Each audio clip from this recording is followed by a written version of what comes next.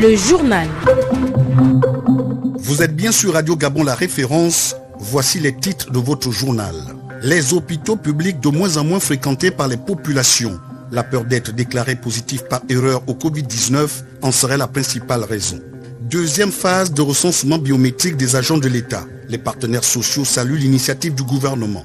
Et puis, le nouveau statut des huissiers de justice actuellement en examen au Parlement devrait améliorer considérablement les conditions de travail de ces auxiliaires de justice, nous dira l'un d'eux, Maître Nkemamo Yomowono.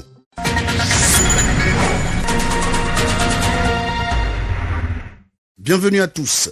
La deuxième phase de l'opération de recensement biométrique des agents de l'État a démarré le 12 mai dernier à Libreville. Cette opération, qui va s'étendre à l'intérieur du pays, se déroule dans un contexte de crise sanitaire due au Covid-19. Les détails avec Ryan Zengi. Consécutive au recensement biométrique dont la première phase s'est déroulée de septembre à décembre 2019, 11 638 agents sont attendus pour la seconde phase du recensement biométrique des agents publics de l'État qui est de nouveau d'actualité. Edouard Mfoulambon, directeur général de la fonction publique. Certains agents publics, malheureusement pour diverses raisons, n'ont pas été recensés. C'est pour cela que nous avons ouvert à compter du 12 mai une autre opération de régularisation les concernant. Pendant que cette opération de recensement des agents de l'État débute, le contexte reste toujours marqué par la crise sanitaire liée au coronavirus. Plusieurs mesures sécuritaires s'imposeront pour limiter toute propagation durant cette période. Face à un agent public, exiger le port du masque, exiger le nettoyage systématique des mains après chaque opération. Donc c'est un ensemble de mesures qui sont mises en œuvre pour faire en sorte qu'effectivement, quand bien même nous soyons dans le dispositif de coronavirus, nous puissions réaliser notre opération de recensement phase 2. En tenant compte du coronavirus, nous allons enrôler par groupe de 10 uniquement. Débuté le 12 mai 2020, l'opération de recensement des agents publics de l'État fixe le cap en fonction des réalités du terrain au cours de cette phase ultime de régularisation. Cette opération se déroulera aussi bien à Libreville que dans les autres villes du pays. Les sites de recensement ainsi que le calendrier de passage seront communiqués en temps opportun aux secrétaires généraux et directeurs centraux des ressources humaines, a indiqué le directeur général de la fonction publique. Il faut aller de façon graduelle. Nous commençons par recenser Libreville parce que nous avons en gros ici 80% de notre population. Ensuite, nous allons nous reporter sur l'intérieur du pays. Au terme de cette seconde et ultime phase, tous ceux qui ne se seront pas fait recenser verront leur situation administrative traitée conformément aux dispositions réglementaires par la cellule de gestion du contentieux mise en place à cet effet au sein du ministère de la fonction publique. Invité par notre rédaction, le directeur général de la fonction publique a apporté des précisions sur les contours de cette deuxième opération.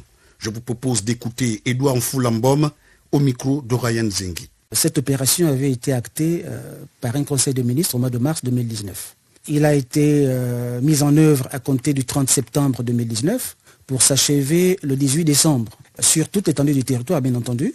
Et il avait concerné dans son ensemble tous les agents publics qui émargent au budget de l'État et dont la rémunération est traitée par la solde. Je me permets de les rappeler, ce sont les fonctionnaires, les contractuels, les militaires, les magistrats, les membres du gouvernement, les parlementaires. Donc c'est tous ces agents-là qui étaient concernés par l'opération.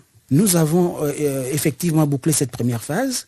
Madame le ministre a présenté un rapport intermédiaire. Celui-ci effectivement révèle que certains agents publics, malheureusement pour diverses raisons, n'ont pas été recensés.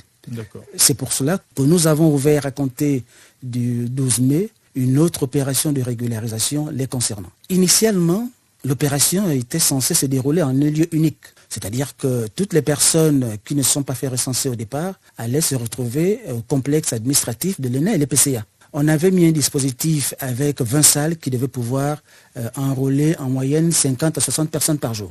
Mais là, la particularité de ce déploiement, c'est qu'il se fait effectivement en tenant compte du coronavirus. C'est pour cela que dans un premier temps, nous avons pensé qu'il ne fallait plus regrouper du monde dans un seul lieu. Donc les opérations vont se dérouler déjà au sein de chaque administration. Première chose. Deuxième chose, il y a la contrainte de regrouper tout le monde. De ce fait que nous allons enrôler par groupe de 10 uniquement, avec un planning qui fera en sorte que les 10 premiers passeront de 8h30 à midi et les 10 autres passeront de 13h à 14h, maximum 15h. De sorte que nous n'ayons pas forcément une grande affluence à cette période-là. Cette deuxième phase de l'opération a été saluée par le SINAPAP, Le syndicat national des professionnels de l'audiovisuel public, on écoute sa présidente Aminata Zomba et Pouzondo au micro de Nick Jocelyn Fouba. Non seulement nous contribuons au développement de notre pays, à l'économie, parce que sans les travailleurs, il n'y aura point d'économie, mais aussi chaque travailleur face à la précarité, chaque travailleur nourrit près de 10, voire plus de 10 personnes. Ça, c'est une réflexion que le gouvernement doit tenir compte. Eux, ils ont des gros salaires, ils ont des facilités, mais le travailleur a quoi? Si nos rappels, nos régularisations des situations administratives qui doivent donner un peu plus d'argent dans notre salaire ne sont pas faits, si tout est bloqué, pour avoir un crédit, c'est tout un problème. Nous ne vivons que du peu que nous avons. Mais quand le gouvernement ne pense pas à nous donner ce qui est de droit, c'est-à-dire de nous donner ce qui nous revient par rapport à la loi, parce que nous ne mendions pas, c'est un droit. Un droit ne se discute pas. Donc le gouvernement doit penser qu'en même temps qu'il pense à améliorer leur situation administrative et leurs conditions de vie, qu'il pense aussi à améliorer nos conditions et la situation de vie des travailleurs. Donc ce n'est pas une faveur, mais c'est un droit. Les conditions de travail des huissiers de justice bientôt améliorées. Une ordonnance portant nouveau statut de ces auxiliaires de justice, actuellement en examen au Parlement, devrait y contribuer. Écoutons la réaction d'un huissier de justice, Maître Ngema Yomowono, au cours de l'émission Juridiciaire de ce mardi. Cette ordonnance, c'est une grande révolution. Je salue le gouvernement qui a bien eu la clairvoyance, n'est-ce pas, de réformer toute la profession, tout le corps du huissier de justice. Parce que cette ordonnance part de la clarification même de la fonction du huissier de justice en tant qu'officier public et ministériel. Et partant de là, la nouvelle compétence qui sera maintenant une compétence nationale, donc une évolution. Vous savez que le droit évolue avec la société. Donc cet huissier de justice qui est un acteur important de la société doit s'arrimer au contexte évolutif de la société. À propos de la formation, les cabinets d'huissier de justice en fait sont organisés. Il y a le titulaire de charge lui-même et il y a des agents. Dans ces agents, il y a des assistants, des clercs. Parce que tout le monde n'est pas clair dans un cabinet d'huissier de justice. C'est pour cela que je parle d'aspirants. C'est-à-dire que ceux qui aspirent devenir huissier de justice. Donc à partir de ce moment, ils rentrent dans une formation de cléricat. Donc le cléricat va répondre à un certain nombre de critères. Il faut que vous ayez ce master ou le diplôme équivalent. Donc à partir de ce moment et en fonction de l'ancienneté, vous pouvez atteindre les grades de premier, deuxième et troisième clerc. Donc vous voyez, à partir de ce moment-là, les choses sont organisées. Le saviez-vous?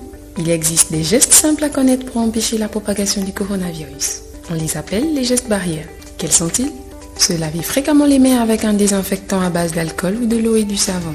En cas de toux et d'éternuement, couvrez la bouche et le nez avec le coude fléchi ou un mouchoir. Jetez immédiatement le mouchoir et lavez-vous les mains. Évitez tout contact étroit avec une personne ayant de la fièvre et de la toux. Saluez sans se serrer la main. Évitez les embrassades. Nettoyez les objets et les surfaces souillées. Si vous présentez des symptômes de la grippe, fièvre, toux, éternuement, difficulté à respirer, ne vous rendez pas dans une structure sanitaire ou chez votre médecin traitant. Appelez le 1410.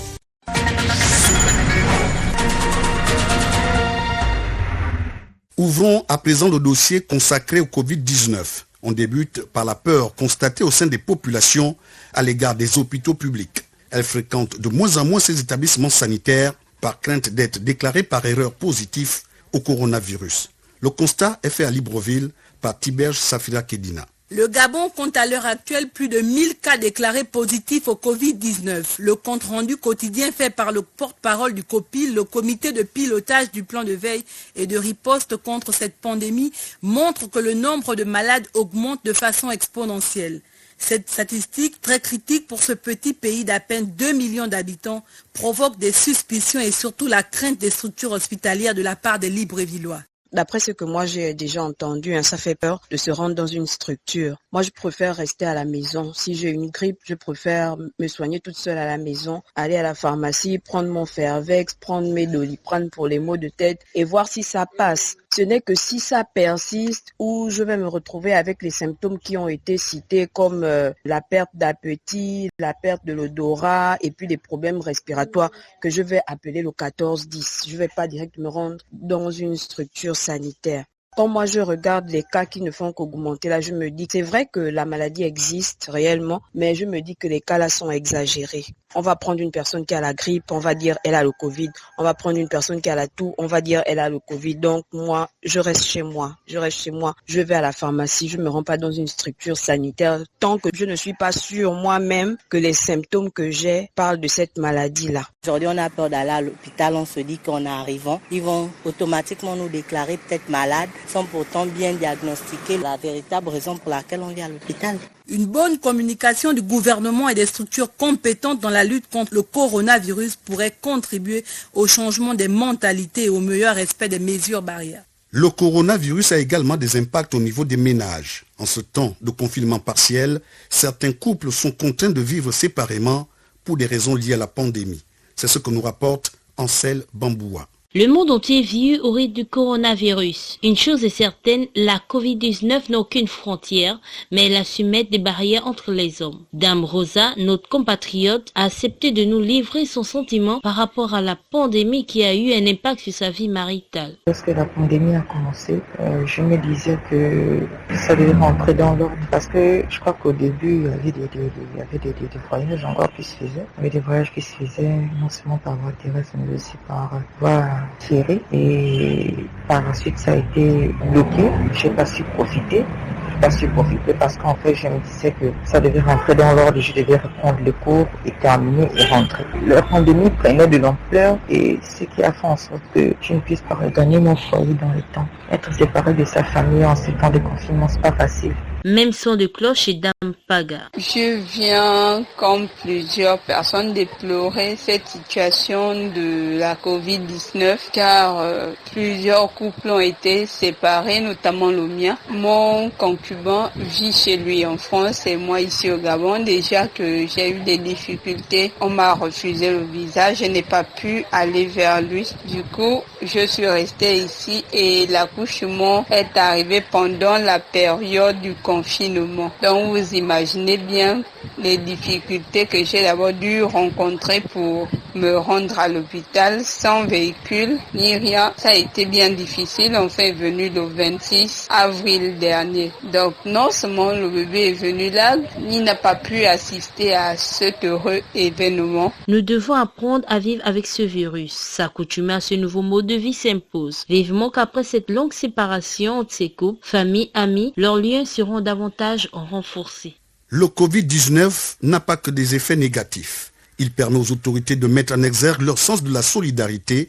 Edgar Kaba nous parle de la distribution des kits alimentaires en Zanayon dans le 6e arrondissement de Libreville. Reportage. Ils ont salué l'action du coordinateur des affaires présidentielles, Noureddine Valentin Bongo Ondimba, en cette période de crise sanitaire. Il s'agit du collectif des habitants de la nouvelle cité, GP jusqu'à l'école Saint-Christophe, content de la distribution de kits alimentaires à plusieurs familles démunies de Nzengayon. Réunis en cercle de réflexion, ces hommes et femmes ont tenu à s'adresser à Noureddine Valentin Bongo Ondimba suite à l'impact positif de l'action posée dans quelques parties du 6e arrondissement de la commune de Libreville. Jim Kangani Otali, secrétaire général de ce collectif. Considérant l'élan de solidarité, notamment par la distribution des denrées alimentaires, des couches sociales et les plus vulnérables, nous, population de la dite zone, venons trop respectueusement tout en saluant votre engagement et votre ferme volonté. Vous remercie pour votre contribution dans la mise en œuvre des instructions du président de la République quant à la lutte que nous menons contre le coronavirus. Bien qu'étant nombreux à louer ce geste,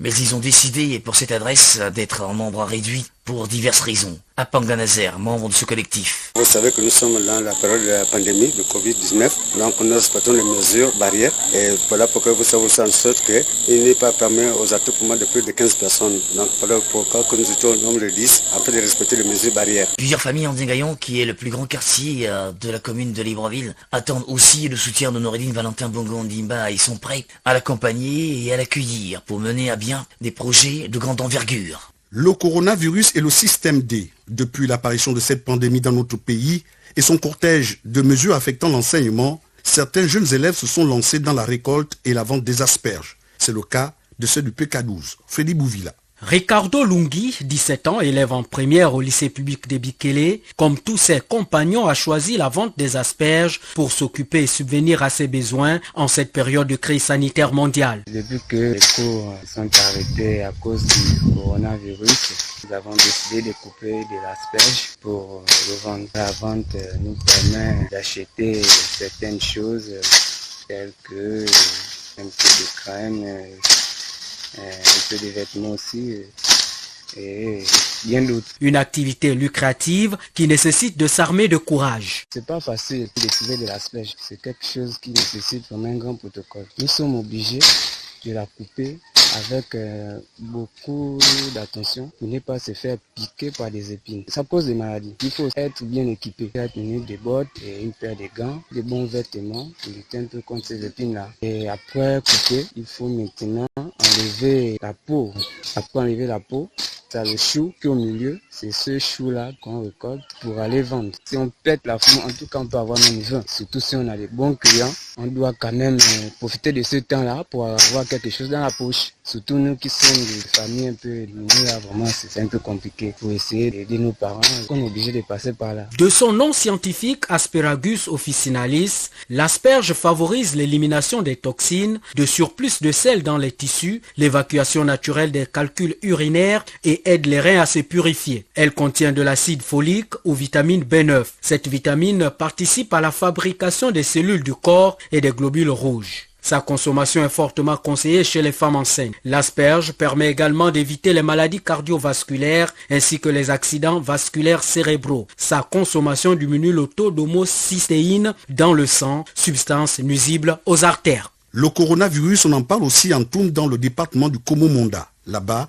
l'équipe municipale vient de lancer une campagne de désinfection des lieux publics de cette localité. Plus de précisions avec Maurice Mungonga. Face à la menace de propagation du Covid-19, dont le nombre de cas ne cesse de croître dans notre pays, le maire central de la commune d'Untum, Juste Parfait Biabotor, vient de lancer une vaste opération de désinfection et de désinsectisation des lieux publics à travers la ville. Cette opération, qui a débuté par la salle polyvalente de Toum et le marché municipal de cette localité, s'effectue avec l'appui technique et matériel des agents de la direction provinciale d'hygiène publique et d'assainissement de l'estuaire, ainsi que ceux du département du Komo-Monda, à la tête de laquelle se trouve Madame Ginette Ningon. L'édile d'Untum Juste Parfait Biabotan nous a dit que cette opération vient en appui des mesures et de riposte contre le Covid-19, cet ennemi invisible. Il s'agit ici de faire en sorte que la lutte contre la propagation du Covid-19 dans la commune d'Untum soit évidente. Cela dit en d'autres termes que c'est un vaste chantier parce qu'il s'agit de tous les édifices publics de la commune de Toum.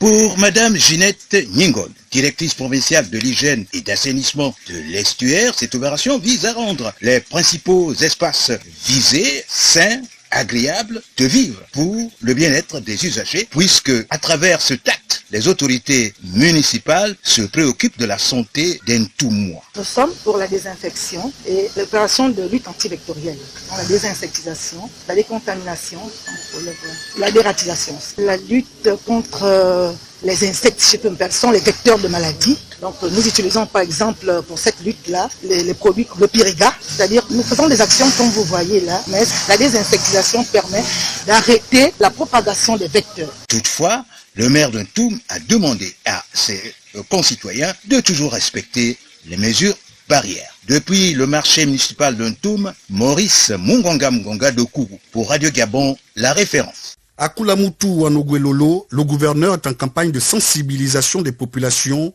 sur l'utilité du port des bavettes. L'économie de cette action avec Bertie Moulet-Talamanti. Cette descente sur le terrain appelée Opération Bavette visait à amener les populations à se familiariser avec le port de bavettes et rappeler à chacun la nécessité de se protéger afin de lutter contre la pandémie à coronavirus. Marie-Françoise Dikumba, gouverneure de province, entre autres, présidente de la coordination provinciale de lutte contre cette pandémie. Nous avons mis en place une opération que nous avons appelée Opération Bavette. Et donc, il s'agissait de mettre des checkpoints sur certains points stratégiques de la ville et procéder également à la distribution des bavettes aux différents passants. Comme je le disais tantôt, cette opération poursuit une double visée. Premièrement, il s'agit d'amener les populations à porter la bavette. Et deuxièmement, il s'agit de les amener à s'approprier le port de cette bavette. Ça ne doit pas être tout simplement un élément qu'on porte 1 heure ou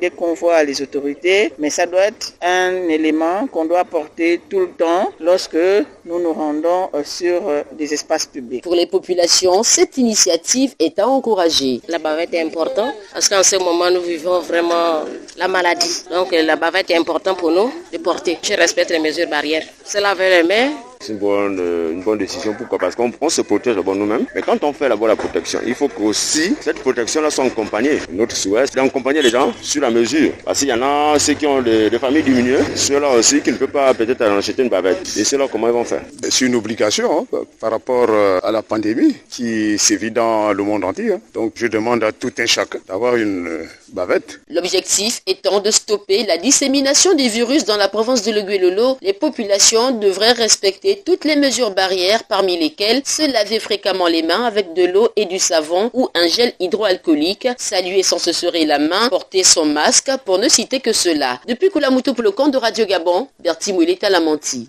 Après avoir abordé les conditions de nomination des chefs de quartier Issa, Steve Mefan revient ce mardi sur le mode de création de ce type de subdivision communale. Reconnaître administrativement un quartier demande quelques conditions. L'existence de ces sections doit répondre à certaines exigences.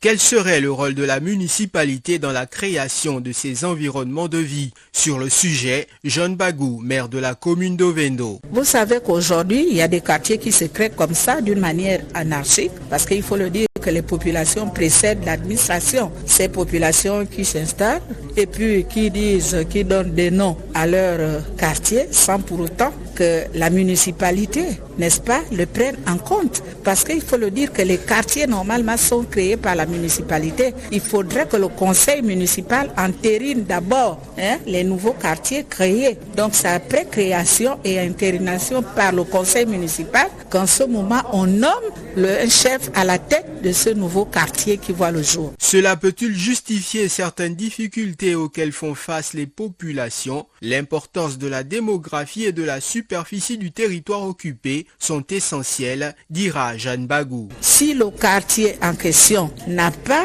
reçu l'assentiment des autorités municipales, et ce quartier-là pour nous n'existe pas. Il est là comme ça, mais sans référence, c'est pas un quartier. Les populations peuvent demander, on ne peut pas aller créer un quartier là où nous avons par exemple 50 habitants, c'est pas possible. On voit la démographie et la superficie du dit quartier. En ce moment, on examine le problème et on voit comment ce quartier-là peut être pris en compte, parce qu'il faut le dire, ça doit impacter dans le budget. La création des quartiers anarchiques, un phénomène qui ne cesse de s'accroître lorsque les politiques d'urbanisation ont du mal à trouver des solutions palliatives aux besoins de se loger décemment.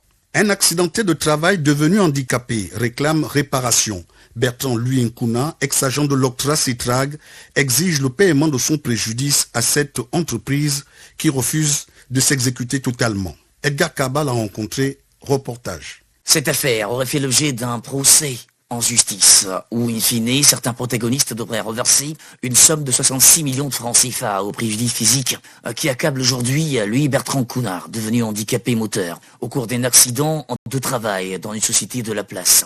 J'ai eu gain de cause d'un jugement du tribunal, et suite à ces gains de cause du tribunal, l'État gabonais a pris l'engagement de payer les 66 millions. Ils ont payé une partie, et le reste de cette partie, je n'ai reçu aucune notification. Je demande ici qu'une notification me soit établie pour que je m'assoie chez moi et que j'attende le bon moment pour venir toucher le reste des sommes d'argent. Et c'est pourquoi le ministre Ogananga Jean-Marie, ministre de l'économie et des finances, m'a envoyé à l'agence judiciaire de l'État. Et ceux-là, depuis plusieurs années, ne me reçoivent pas. Je lance un appel au ministre de l'économie de saisir l'agence judiciaire de l'État. C'est un accident de travail. L'Octra à l'époque n'a pas déclaré l'accident. C'est maintenant par la suite, après que j'ai su que l'accident était déclaré aux assurances. Donc moi j'ai porté plainte au tribunal. C'est à l'Octra que j'ai eu l'accident. J'étais en mission et puis j'ai perdu le contrôle de la voiture et puis l'accident s'est produit. Et puis je me suis retrouvé paralysé des membres inférieurs. À cela, mon employeur n'a pas déclaré l'accident. Et puis de cela, c'est comme ça que j'ai porté plainte. La décision du tribunal qu'ils ont rendue, que la liquidation de l'octroi, qui est donc l'État et la société Cetrag, a me dédommagé 66 millions. L'État gabonais a pris l'engagement de payer les 66 millions. Maintenant, ce que je réclame, c'est qu'ils ont payé une partie. Il reste près de 46 millions. Et ils ont donné combien? Bon, 20 millions, maintenant ça reste 46 millions. Je demande qu'une échéancier soit établie pour que moi je puisse rester chez moi et que mes pieds, je puisse subir tous ces préjudices-là à chaque fois et de mon état d'handicapé. Un fait qui pourrait remettre au goût du jour la sécurité des employés au travail.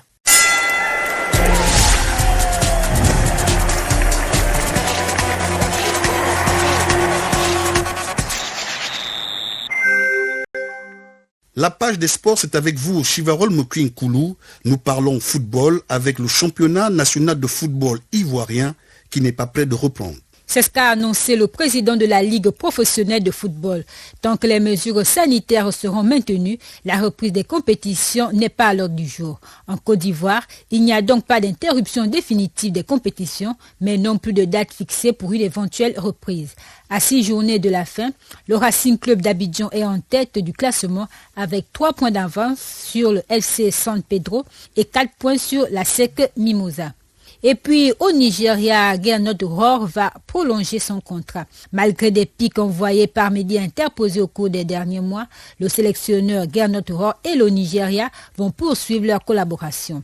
La fédération nigériane a annoncé que le technicien franco-allemand va prolonger la semaine prochaine son contrat qui expire en juin.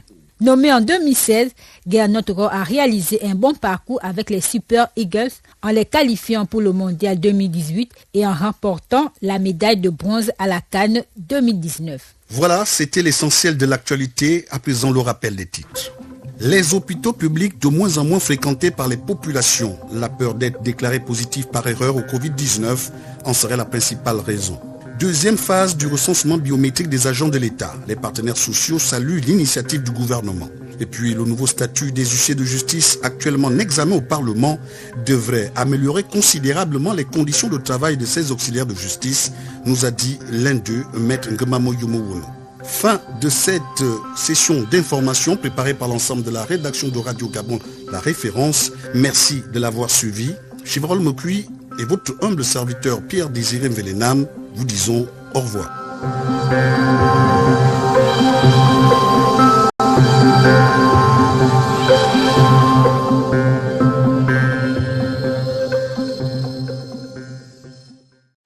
Vous êtes câblé sur Radio Gabon émettant de Libreville, 88.7, 96.5 FM.